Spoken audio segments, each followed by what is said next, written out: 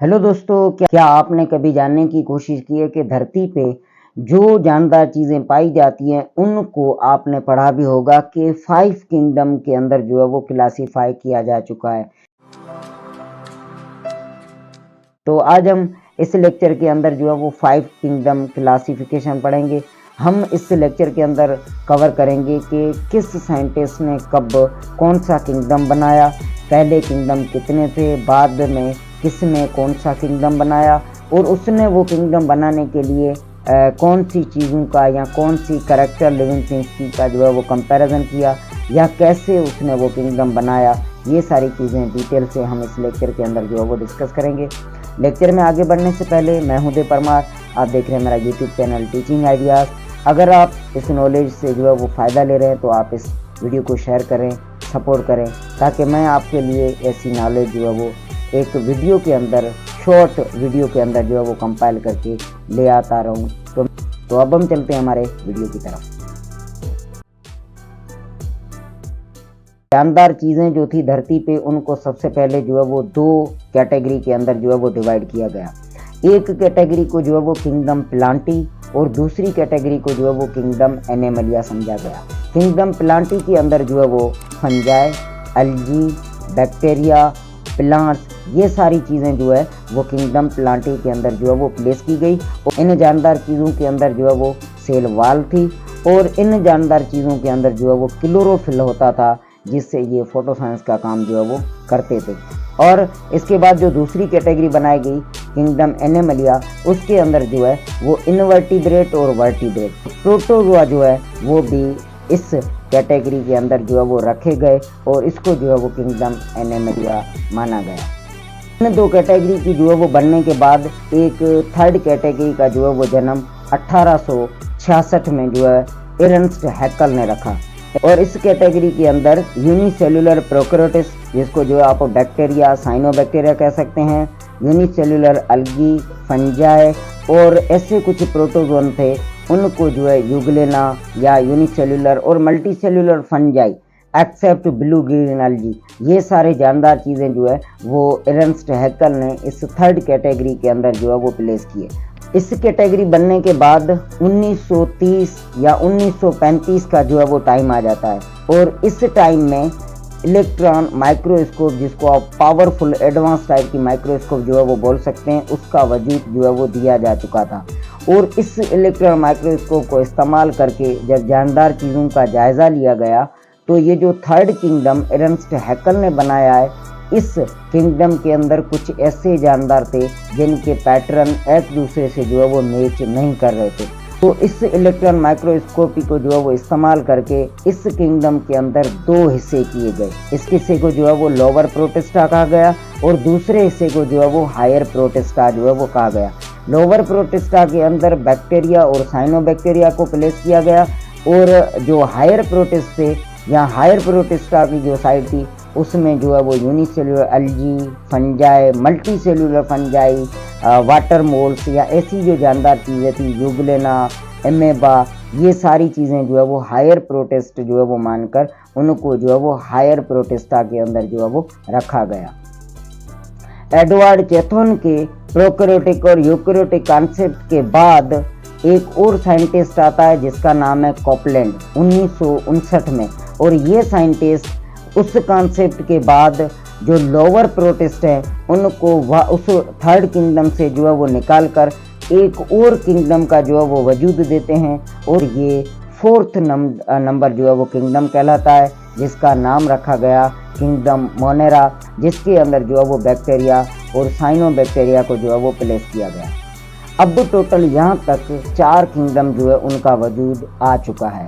और अब ये टाइम आ जाता है 1969 का, जिसमें रॉबर्ट एच विटेकर जो है वो आ जाते हैं। और रॉबर्ट एच विटेकर सबसे पहले फंजाई या फंगल जो लिविंग थिंग्स हैं उनको जो है वो सेपरेट करते हैं कि ये जानदार चीज़ें जो है वो यूनिसेल्युलर यूकैरियोटिक भी है, यूनिसेल्युलर प्रोकैरियोटिक भी है और ये मल्टीसेल्युलर प्रोकैरियोटिक भी है। इनके अंदर सेल वाल तो पाई जाती है लेकिन इनके अंदर जो है वो क्लोरोफिल मौजूद नहीं है। ये सारी फीचर्स जो है वो कंपेयर करके इन जानदार चीज़ों को अलहदा करके 5th नंबर जो है वो किंगडम बनाया गया। तो अब ये 5 स्पेशल कैटेगरीज जो है वो बनाई जा चुकी है, जिनके अंदर ये जानदार चीज़ें जो है वो अपनी करैक्टर के कंपैरिजन के बेस पे जो है वो स्पेसिफाई की जा चुकी है। और अब हम जो है अपने लेक्चर के टॉपिक स्टडी की तरफ बढ़ते हैं और हम वहाँ पे जो है वो टॉपिक स्टडी करके देखते हैं कि इन जानदार चीज़ों को जो है वो कैसे क्लासीफाई किया गया है, और हम पॉइंट बाय पॉइंट स्टडी करके इस कॉन्सेप्ट को क्लियर करेंगे, ताकि आपको भी जो है ये टॉपिक बाकायदा क्लियर हो जाए कि 5 किंगडम क्लासिफिकेशन जो है वो कैसे की गई है। 5 किंगडम की क्लासिफिकेशन में सबसे पहले स्टार्ट जो है वो 2 किंगडम की क्लासिफिकेशन से होता है। ये वो स्टेप है जहाँ पे सबसे पहले जानदार चीज़ों को जो है वो 2 कैटेगरी के अंदर जो है वो डिवाइड किया गया। Previously the organisms were classify into 2 groups. सबसे पहले जो जानदार चीज़ें थी उनको 2 ग्रुप्स के अंदर जो है वो डिवाइड किया गया। All the organisms possess cell wall were place in plant kingdom.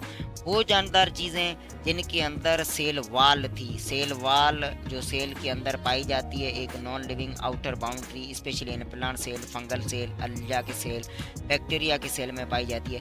तो उन जानदार चीज़ों को जो है वो किंगडम प्लांट के अंदर जो है वो रखा गया, और इसके अंदर जो है वो क्लोरोफिल का भी होना समझा जाता था। And all the organisms do not possess cell wall were place in animal kingdom. और वो जानदार जो बाकी बचे थे जिनके अंदर सेल वाल मौजूद नहीं थी, उन जानदार चीज़ों को जो है वो एनिमल समझ के एनिमल के अंदर, एनिमल किंगडम के अंदर जो है वो रखा गया। इसमें प्रोटोजोन थे और कुछ फंजाई थी और इनवर्टिब्रेट और वर्टिब्रेट, ये सारे जानदार जो है वो इस किंगडम के अंदर जो है वो रखे गए। और अगर आप इस चार्ट के ज़रिए स्टडी करें कि जो लिविंग थिंग्स थी उनको किंगडम प्लांटी के अंदर रखा गया और एक को जो है वो एनिमल किंगडम के अंदर रखा गया। ये जो 2 कैटेगरी लिविंग थिंग्स की बनाई गई है, इन कैटेगरीज को बनाने के लिए या इन 2 किंगडम को बनाने का सबसे पहला जो स्टेप था वो था लोकोमोशन। वो जानदार जो एक जगह से दूसरी जगह अपनी बॉडी शिफ्ट करते हैं उनको जो है वो एनिमल समझा गया। ये देखें लोकोमोशन का प्रेजेंट होना, उनको एनिमल समझा गया। और जिन जानदारों के अंदर लोकोमोशन नहीं होता था, मसलन उनके अंदर ये फीचर नहीं थी, उनको जो है वो प्लांट समझकर प्लांट के अंदर जो है वो रखा गया। सेकंड नंबर जो करैक्टर इन जानदारों के अंदर जो है वो इस्तेमाल की गई इस वक्त, वो थी रेस्पॉन्स टू एक्सटर स्टेमुलाई। बाहर की जो तब्दीलियां हैं, जो चेंजेस हैं, उनको जो रेस्पॉन्स फास्ट देता है उसको एनिमल समझकर एनिमल की कैटेगरी में डाला गया। और जो इन स्टेमुलाई को रेस्पॉन्स स्लो देता है या नहीं देता, उनको प्लांट समझकर प्लांट की कैटेगरी में जो है वो रखा गया।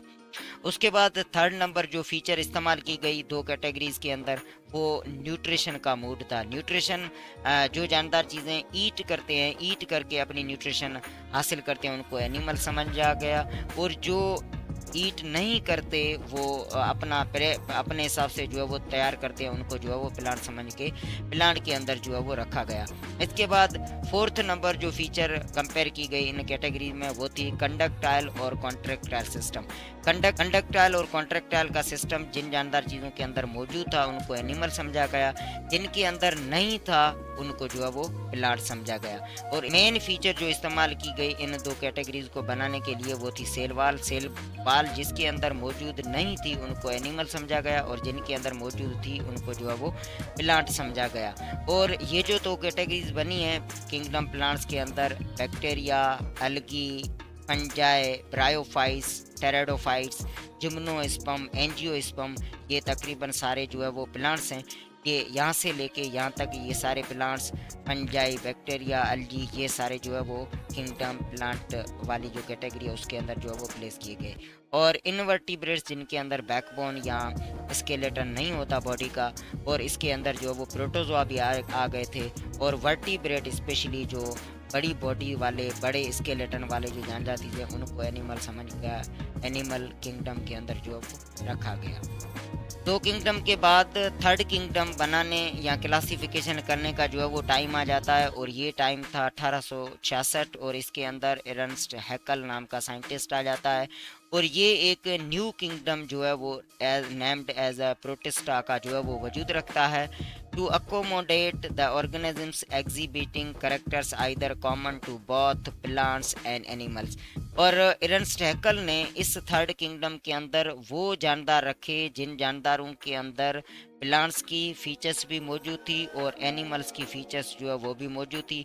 ये दोनों जानदार जो है वो इस कैटेगरी के अंदर रखे, लेकिन ये जानदार जो है वो ना प्लांट समझे गए थे और ना एनिमल्स, और unique to either on such as euglena bacteria were also place under this kingdom. और इसी टाइम पे ऐसा मान ले कि 1930 से 1935 का जो टाइम था, इस टाइम पे इलेक्ट्रॉन माइक्रोस्कोप जो है वो बन चुकी थी, एक पावरफुल जो है वो हथियार जो बन चुका था।